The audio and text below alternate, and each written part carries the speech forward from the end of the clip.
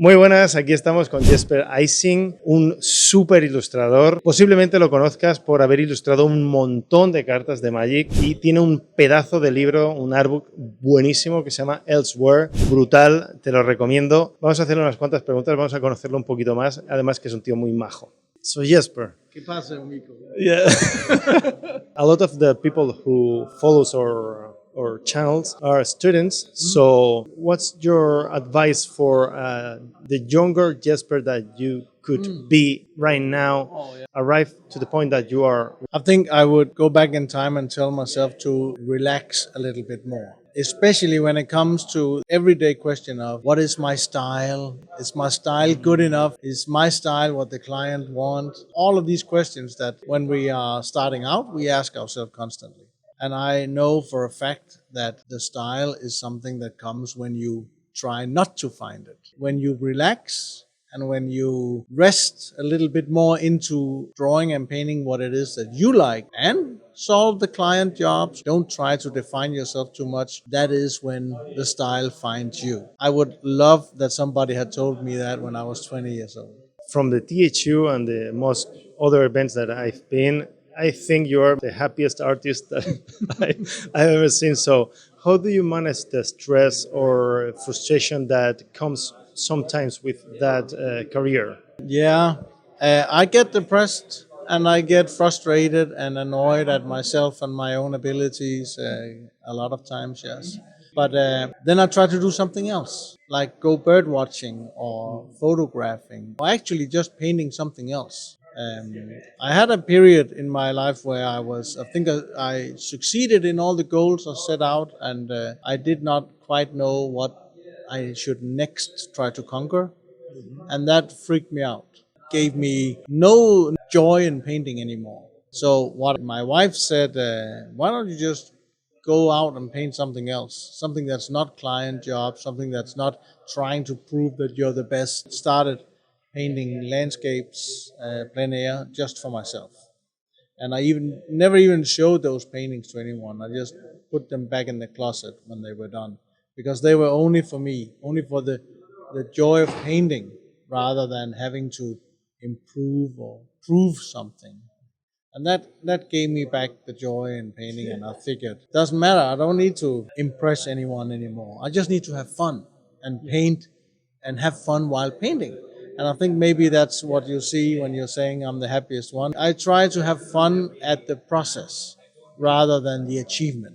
So in somehow the way is more important than the goal. Yes, but that's easy enough to say because when you're younger, you want to achieve something and you want to reach a goal and you have a dream and you want to pursue that. And that's also fine. That's the drive you have as a young artist. But I just at some point figured out that it's not going to make me happy. Try to achieve as much as possible. It's gonna make me happy when I'm left alone and draw a little dwarf and I actually like the dwarf that I'm drawing. That makes me happy. But there's a balance, because I want to make what I think is great and fun, and still, of course, make magic cards and solve my tasks and my job. But I think I've reached a point where that's possible, where what I feel is important and personal work, it's coincidentally also what Magic wants me to paint. So I'm very lucky in that way.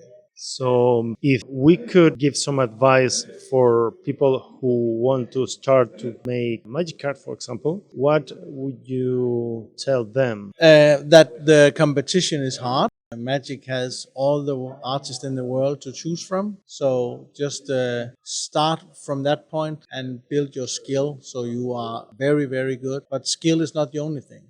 Personality is the other thing. So if you do a lot of artwork that are personal artwork, also very good quality, and it's unique and have ideas that are unique, then at some point you will become an artist that will be noticed. And I think maybe that's a better career choice than trying to actually just do magic.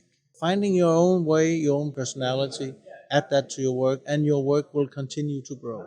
Super. How do you balance your personal life and the artist's life? Which are your way to dealing with those things and not get overwhelmed? I'm very privileged in the way that I am able to hire an assistant to take care of the stuff that I'm very bad at. And I very quickly found out that accountant and social media, web shop, and all those stuffs are something that is draining me a lot. Mm-hmm. And I have to really pull myself together to focus on doing that. So instead, I found out, hired a very, very good assistant, mm-hmm. and she takes care of all those things for me. So I am left to create what I am good at, mainly just doing the art. The other thing that's hard about being an artist is that you never go home. You can't leave yourself. You can't leave your mental side of it. So even though you are home with your family, in some way, a little part of me is constantly thinking about the painting and how to solve whatever I'm doing and trying to come up with new ideas. And that's actually pretty hard and something I haven't really found a clear solution. I have a studio 10 minutes from my home. Every morning I have a bike ride where I go to my studio, and when I go to my studio, everything is set up and I can start working right away. And when I get home, I have like 20 minutes to clear my mind of the painting, coming home and being a family man instead of being an artist. And that transition, I think, is saving me. I think it's super important that you make a distinction between what is your work, your art life, and then also leave a space for something else. Because you can't constantly, in all waking hours, create art. You need some pocket of space and time where you enjoy something else. Because that, in the end, will also give back to your art. Because I find out that experience that has nothing to do with art helped me come up with better ideas. It's like being a violin player. All the best violin players, they just practice endlessly. There's a certain point where they don't get better. But if they leave the violin and do something else for a while and come back, they do marvelous work. How important is for an artist or a student have the fundamentals before to write some shortcuts doing digital or even more photo bashing or 3D stuff? You are a traditional painter mostly, so how important a tip or motivational thing could you give to them?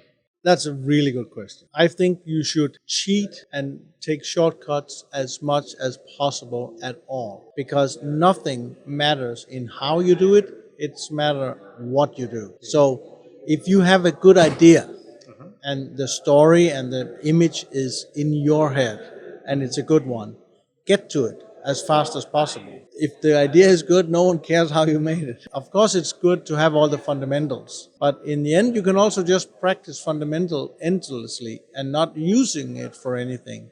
Yeah. So I think there's a sweet balance where of course, you have to practice so you know how to solve anatomy. And you have to practice plein air to find out how light looks. But while you're doing that, create stories, create some personal stuff, use your imagination. And then that will transcend your technique. If the idea is crazy, I'll look at the crazy idea. I don't look at the exactly style you made it in or whatever you did, right? Thank you, Jesper. Thank you very much. A very nice interview. Thank you so much.